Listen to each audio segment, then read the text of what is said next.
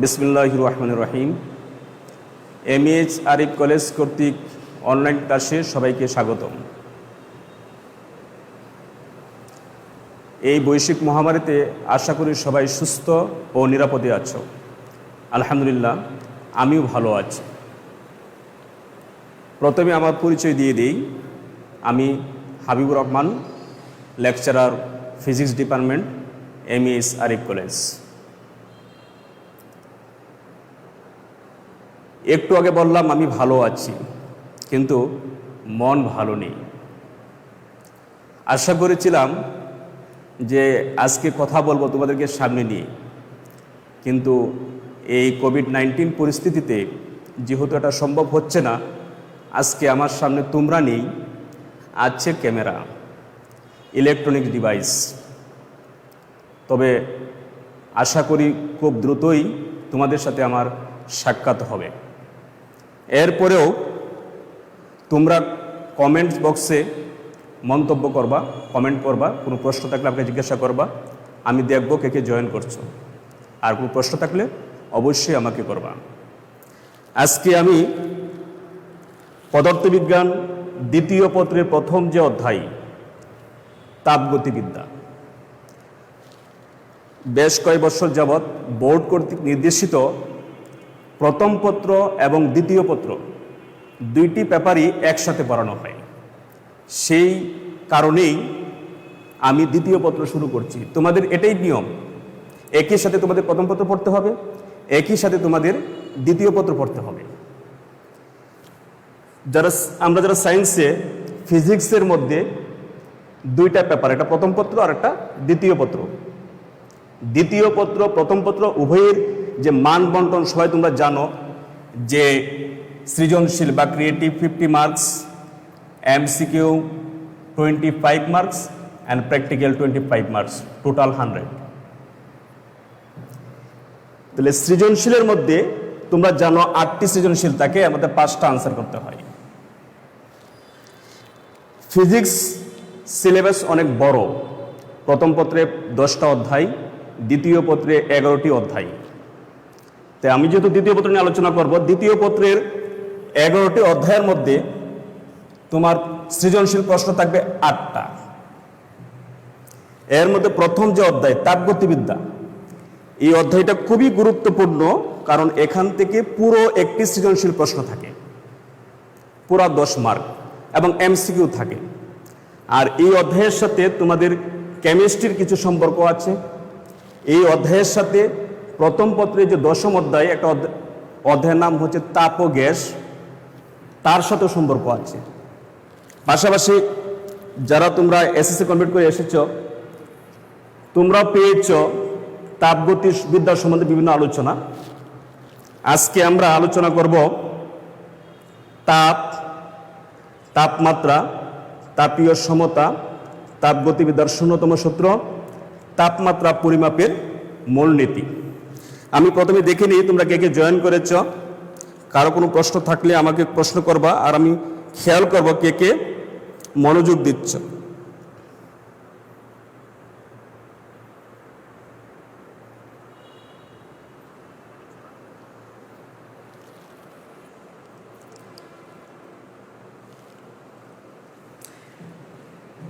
প্রথম আমি অধ্যায়ের সম্বন্ধে পরিচিত হয়ে নেই। তাপগতিবিদ্যা। তাপগতিবিদ্যা বলতে আমরা কি বুঝি?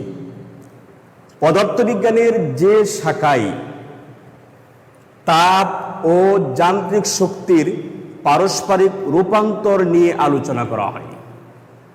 পদার্থবিজ্ঞানের যে শাখায় তাপ ও যান্ত্রিক শক্তির পারস্পরিক রূপান্তর নিয়ে আলোচনা করা হয়, অর্থাৎ এই অধ্যায়ের মধ্যে তাপ শক্তি থেকে আমরা যান্ত্রিক শক্তিতে যাব, তাপ থেকে যান্ত্রিকে যাব, তার বিষয় নিয়ে আলোচনা করা হয় পদার্থবিজ্ঞানের যে শাখায়, সেইটাকে বলি আমরা তাপগতিবিদ্যা।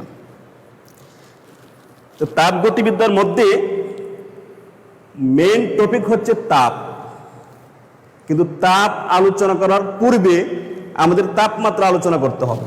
তোমরা জানো আমাদের মহাবিশ্বে যা কিছু আছে সমস্ত কিছুকেই দুইটি ভাগে ভাগ করা যায়। একটা হচ্ছে পদার্থ, আর একটা হচ্ছে শক্তি। যেমন ফ্যান ঘুরতেছে, ফ্যানটা পদার্থ, আর ফ্যান যার দ্বারা ঘুরতেছে চলমান সেটাকে বলি আমরা শক্তি। সমস্ত কিছুই, বাল্ব আলো দিচ্ছে, বাল্বটা পদার্থ, আর বাল্বটা যার সাহায্যে আলো দিচ্ছে সেটা হচ্ছে কি শক্তি। শক্তি সৃষ্টিও করা যায় না, ধ্বংস করা যায় না। তোমরা এসএতে পড়ে আসছো, শক্তি রূপান্তর হয় মাত্র। এবং তোমরা এটাও জানো শক্তি রূপ হচ্ছে 9টি। 9টি রূপের মধ্যে প্রথম রূপ হচ্ছে তাপ শক্তি। তাপ শক্তি, তার মানে আমরা বলতে পারি তাপ এক প্রকার শক্তি যা আমাদেরকে ঠান্ডা বা গরমের অনুভূতি জাগায়। তাপ এক প্রকার শক্তি যা আমাদেরকে ঠান্ডা বা গরমের অনুভূতি জাগায়। তাহলে আমরা জানি শক্তির একক জোল, তাই তাপ শক্তির একক হবে কি জোল। তাপের একক কি হবে জোল। কিন্তু তোমরা আরেকটা একক পেয়েছ, তাপের আরেকটা একক বলা হয় ক্যালোরি। দুইটা একক, তাপের একক জোল এটা হচ্ছে এসআই একক, আবার তাপের একক ক্যালোরি যে আমরা বলি এটা কিন্তু আরেকটা একক। ক্যালোরি কোথা থেকে আসছে এটা বলতে গেলে আমার একটু পিছনে তাকাইতে হবে, তাপ নিয়ে। আমি একটু আগে বললাম তাপ এক প্রকার শক্তি, কিন্তু অষ্টাদশ শতাব্দীর শেষ দিক পর্যন্ত বিজ্ঞানীদের ধারণা ছিল তাপ শক্তি না, তাপ এক প্রকার কণিকা বা এক প্রকার কণা, এবং সেই কণার নাম ছিল ক্যালোরিক, RIC। তাপকে ক্যালোরিক বলা হতো, এক প্রকার কণিকা। কিন্তু 1777 সালে বিজ্ঞানী রামফোর্ড নামে এক ভদ্রলোক উনি প্রমাণ করছেন যে তাপ কণা না। আগে বিজ্ঞানীরা বলতো তাপ এক প্রকার কণা, যে কণা প্রত্যেকটা পদার্থের মধ্যেই আছে। কিন্তু বিজ্ঞানী রামফোর্ড উনি প্রমাণ করেন যে ধাতু পদার্থ দ্বারা তৈরি কামানের নল যখন ড্রিল করা হয় তখন যে তাপ উৎপন্ন হয় সেই তাপটা মূলত যান্ত্রিক শক্তি থেকে পাওয়া যায়। অর্থাৎ 1778 এই সাল থেকেই বলা হয় তাপ এক প্রকার শক্তি। যেহেতু তাপকে আগে পদার্থ কণা বলা হতো, ক্যালোরিক বলা হতো, সেখান থেকে মূলত আগে আমরা বলতাম তাপের একক ক্যালোরি। এটা একটা প্রচলিত একক, এবং এই এককটা জুল এককের চেয়ে একটু বড়। এটা নিয়ে আমরা পরে বিস্তারিত আলোচনা করব। আমরা জানি 1 ক্যালোরি সমান 4.2 জুল। 1 ক্যালোরি সমান কত? 4.2 জুল। অর্থাৎ জুল এককের চেয়ে ক্যালোরি এককটা একটু বড়। এখন তাপ শক্তি পড়ার জন্য আমাদের তাপমাত্রা কেন প্রয়োজন এটা নিয়ে আমি একটু কথা বলি। তাপ বুঝতে হলে আমার প্রথম তাপমাত্রা বুঝতে হবে। কেন তাপমাত্রা বুঝতে হবে? আমি একটা উদাহরণ দিই। মনে করো এখানে একটা পদার্থ আছে, একটা পদার্থ, এখানে একটা পদার্থ আছে, বি একটি পদার্থ। এই পদার্থের তাপ মনে করলাম 500 জুল, এই পদার্থের তাপ মনে করলাম 400 জুল। তার মধ্যে হচ্ছে কি এটার তাপ বেশি, এটার তাপ কম।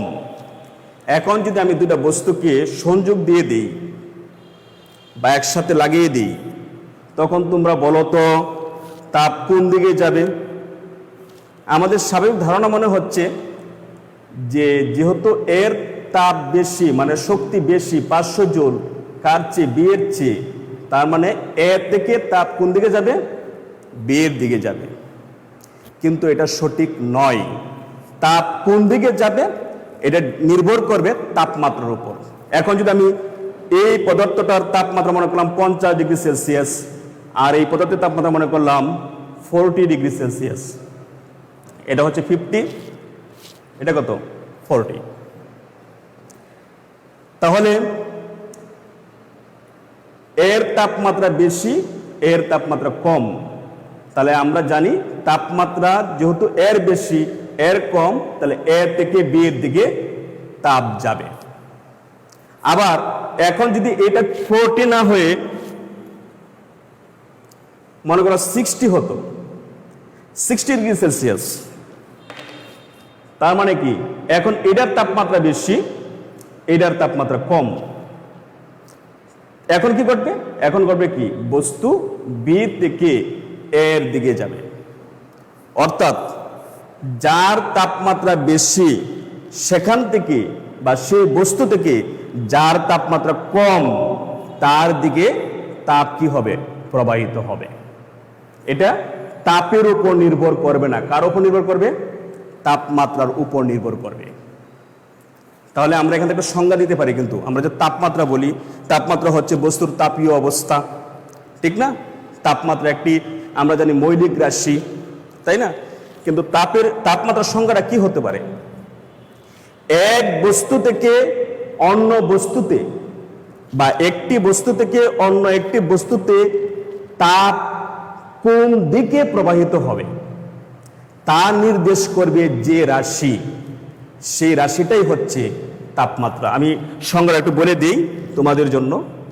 একটি বস্তু হতে অন্য একটি বস্তুতে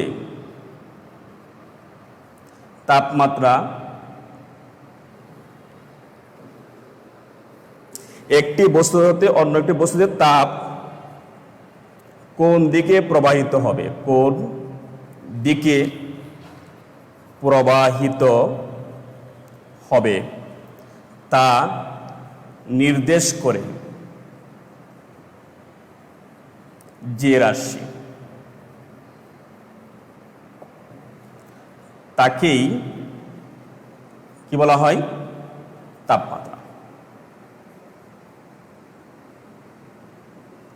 তাহলে আমরা পড়ে আসছি, আমরা জানি মৌলিক রাশি 7টা মৌলিক রাশির মধ্যে তাপমাত্রা একটি মৌলিক রাশি। তাহলে তাপমাত্রা কি, একটা রাশি, সেটা কি, যে তাপ কোন দিকে প্রবাহিত হবে তার দিক নির্দেশ করে। এই জন্য আমাদের তাপের দরকার, তাপ বুঝতে হলে তাপমাত্রার প্রয়োজন। আমি আরো একটু বিস্তারিত আলোচনা করতে চাই।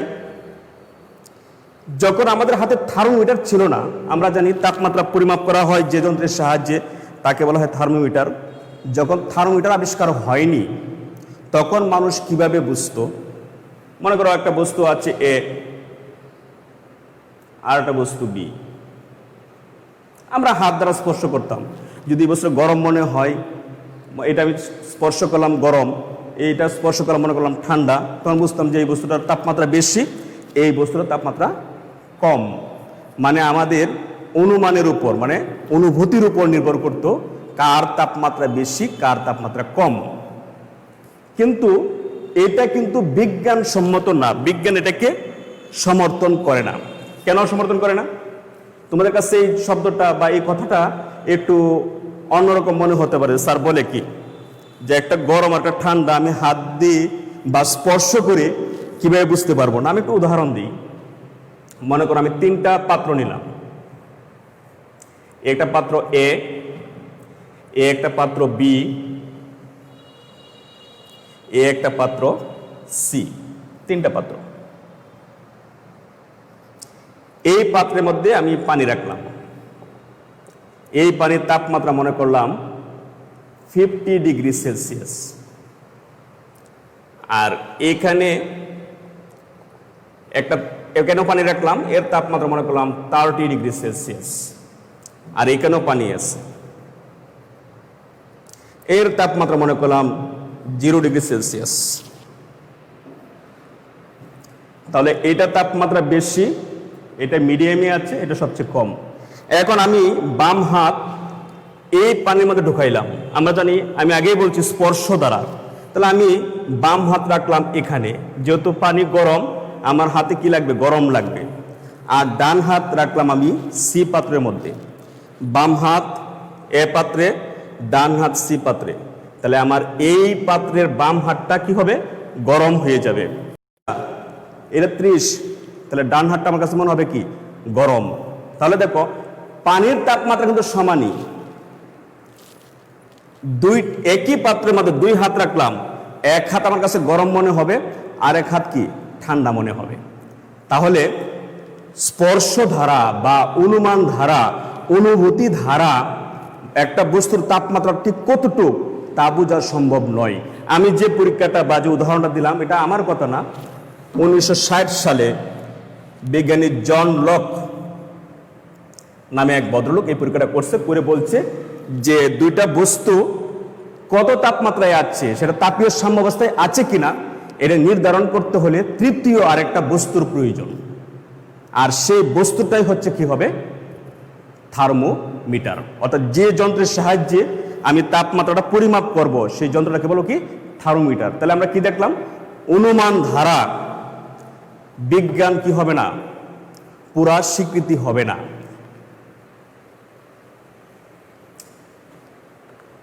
আমি আরেকটু কথা বলি। মনে করো একটা চায়ের মধ্যে, চায়ের কাপের মধ্যে আমি চা নিলাম, গরম চা নিলাম, আমি টেবিলে রেখে দিলাম। গরম আস্তে আস্তে ঠান্ডা হওয়া শুরু করবে।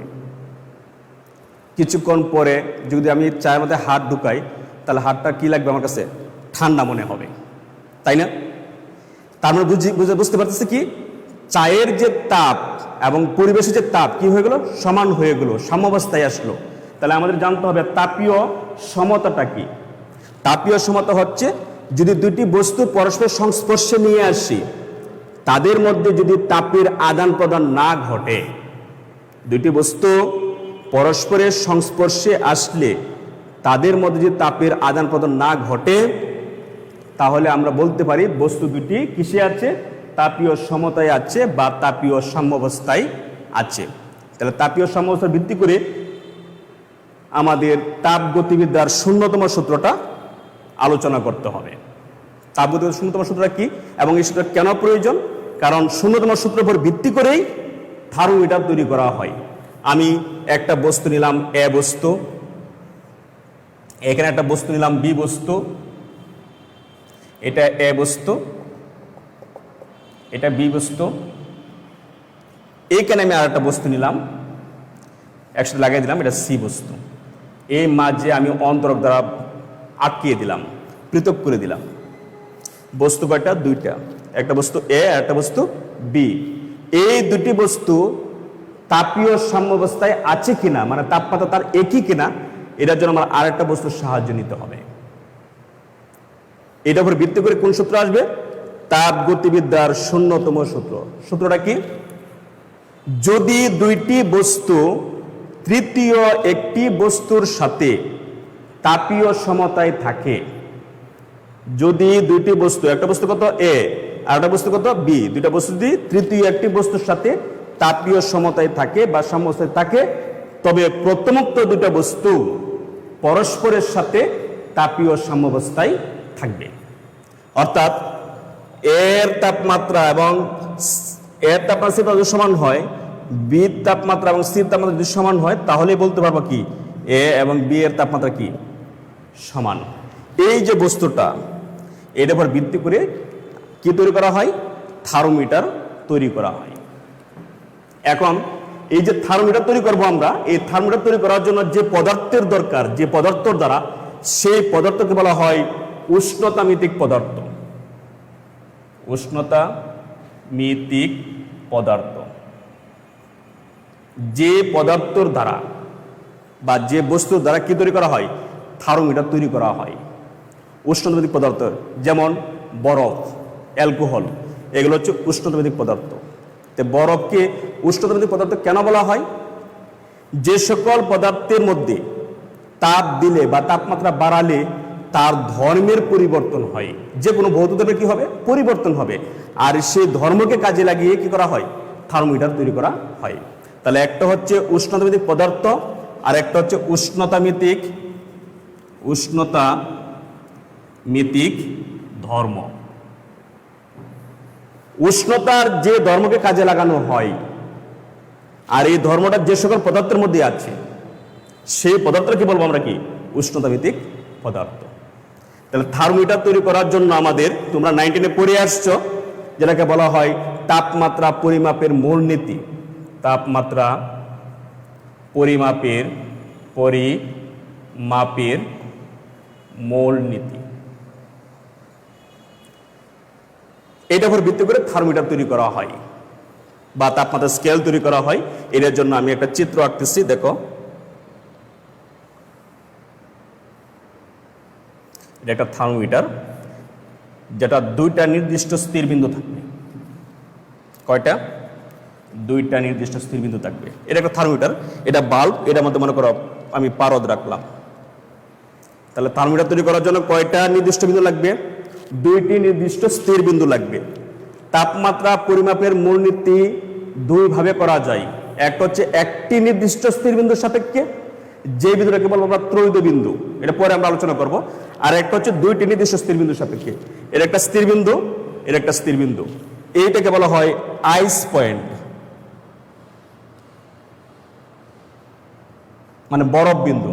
আর এটাকে বলা হয় স্টিম পয়েন্ট, স্টিম পয়েন্ট। যে কোনো স্কেল আমি দেখাঙ্কিত করি না কেন, আমার কয়টা বিন্দু লাগবে? দুইটা। একটা হচ্ছে আইস পয়েন্ট, আরটা কি? Steam point. এটার উপরে ভিত্তি করে তোমরা জানো সেলসিয়াস স্কেল, ফারেনহাইট স্কেল, এরপর কেলভিন স্কেল। আমি যে সেলসিয়াস স্কেল নিই,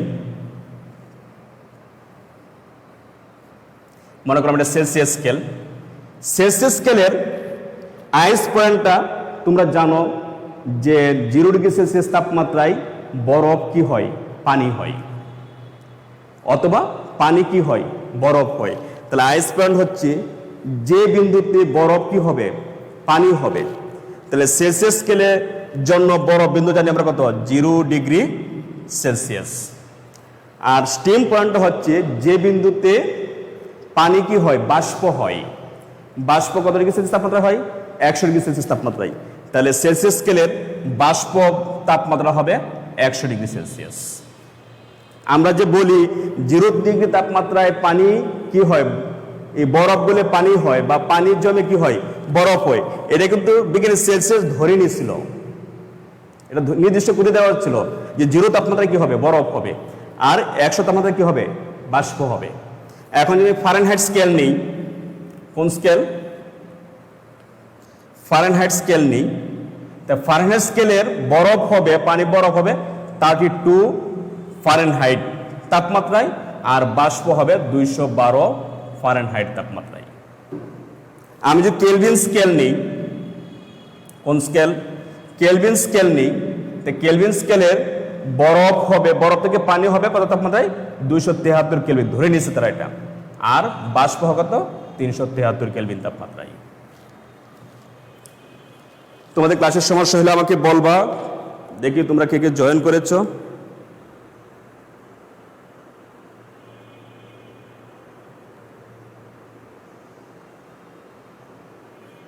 আচ্ছা, ভালো, অনেকে জয়েন করছো, মন্তব্য করতেছো, ঠিক আছে ইনশাল্লাহ। দেখো তাহলে এটা কিন্তু আমার একটা প্যাটার্ন নিলাম যে এটার সাপেক্ষে এটা হচ্ছে সেলসিয়াস স্কেল, এটা হচ্ছে ফারেনহাইট স্কেল, এটা হচ্ছে কেলভিন স্কেল। এই সেলসিয়াস স্কেলের আইস পয়েন্ট মানে বরফ বিন্দু আর স্টিম বিন্দুর যে দূরত্ব, সেলসিয়াস স্কেলের দূরত্ব সমান হবে, ফারেনহাইট স্কেলের দূরত্ব কি হবে? সমান হবে, আর কেলভিন স্কেলের দূরত্ব কি? ফিক্সড সমান হবে। তাহলে এর সর্বোচ্চ মান কত? 100, এর সর্বনিম্ন মান কত? 0। তাহলে 100 মানে 0 কত? 100। তাহলে এখানে 100 দাগ দেওয়া থাকবে। এর সর্বোচ্চ মান কত? 212, সর্বনিম্ন কত? 32, যে বিয়োগ করি কত হবে?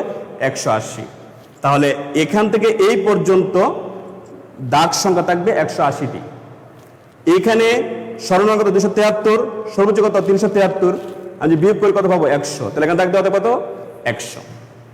এখন মনে করলাম আজকে আমি কক্ষ তাপমাত্রা, যেটা আমি প্রমাণ স্কেল ধরলাম, তার তাপমাত্রা কত? থিটা। সেলসিয়াসে ধরলাম সি, ফারেনহাইটে ধরলাম এফ, কেলভিনে ধরলাম কে।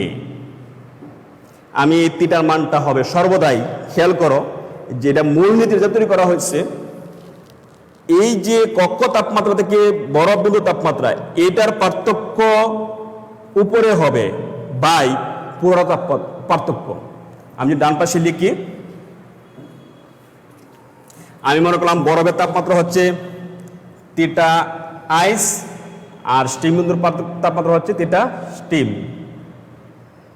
তাহলে হবে তাপমাত্রা মাইনাস বরফ বিন্দু তাপমাত্রা থিটা আইস, দুইটা ব্যবধান ডিভাইডেড পুরোটার ব্যবধান কত? Theta steam, theta steam minus theta ice, আইসি। যে কথা এটার একই অবস্থা হবে সি মাইনাস কত 0, সি মাইনাস 0 বাই সর্বোচ্চ মান কত 100, 100 মাইনাস 0 ফারেনহাইট যদি হয় কত এফ, তাহলে F minus 32 by 212 by 32, 212 by 32। এখন তুমি কেলভিন স্কেল নেই, কে মাইনাস সরণ মান কত 273, তাহলে 273 বাই 373 মাইনাস 273। ক্লিয়ার? সর্বদাই এই রেশিওটা ঠিক রাখতে হবে, যে তাপমাত্রা নেবা সেই তাপমাত্রা মাইনাস তার সর্বনিম্ন মান ডিভাইডেড সর্বোচ্চ মান মাইনাস সর্বনিম্ন মান। এটাই হচ্ছে তোমার মৌলিক ব্যবধান।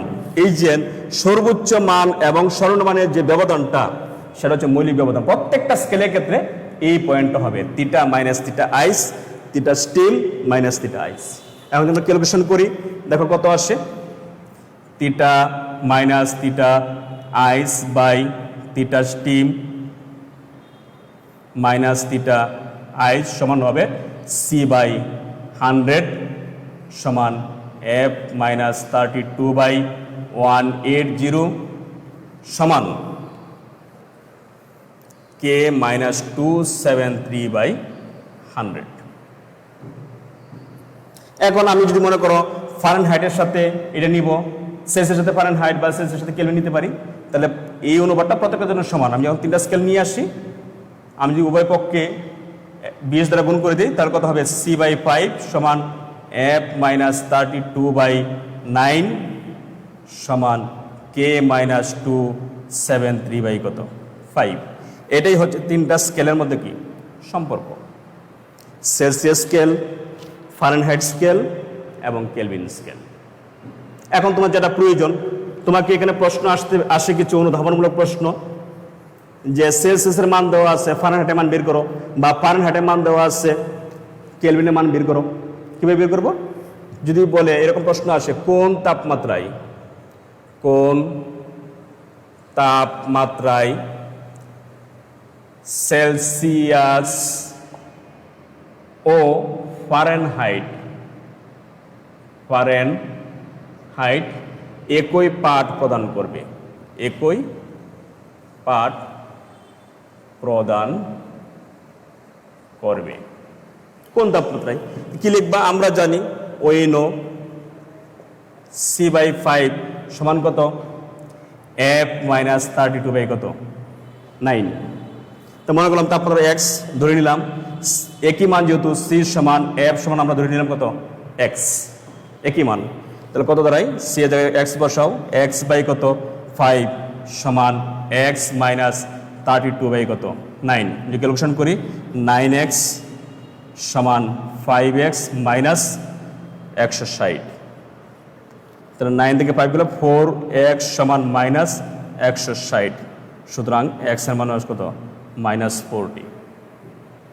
তাহলে মাইনাস 40 কি বলছি, সেলসিয়াস স্কেল এবং ফারেনহাইট স্কেল একই মান, তাহলে মাইনাস 40 ডিগ্রি সেলসিয়াস যে কথা, মাইনাস 40 ফারেনহাইট কি একই কথা, অর্থাৎ মাইনাস 40 ডিগ্রি সেলসিয়াস তাপমাত্রায় সেলসিয়াস স্কেল এবং ফারেনহাইট স্কেল একই পাঠ প্রদান করবে।